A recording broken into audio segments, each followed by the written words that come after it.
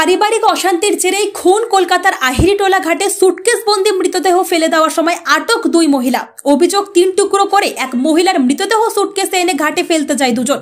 সেই সময় স্থানীয়রা সেটি দেখতে পেয়ে দুই মহিলাকে আটক করে। দুই মহিলাকে ঘিরে বিক্ষোভ দেখানো হচ্ছে। পুলিশ সন্দেহজনক দুই মহিলাকে আটক করেছে।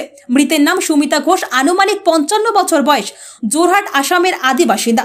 তার স্বামী বর্ধমানের নাদনঘাটের বাসিন্দা। সুমিতা ঘোষ ফাল্গুনী ঘোষের শ্বশুরের বোন হয়।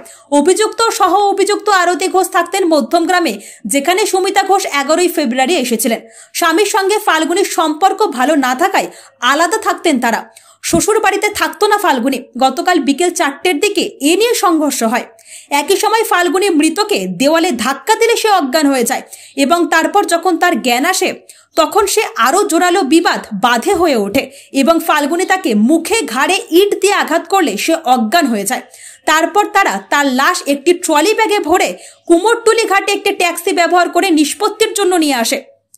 NPPS এ ইউডি মামলা শুরু হয়েছে। ময়না তদন্তের জন্য দেহ কলকাতা মেডিকেল কলেজে পাঠানো হয়েছে। বারাসাত জেলা পুলিশকে আপডেট করা হয়েছে এবং তারা আরো আইনি পদক্ষেপের জন্য একটি দল পাঠাচ্ছে।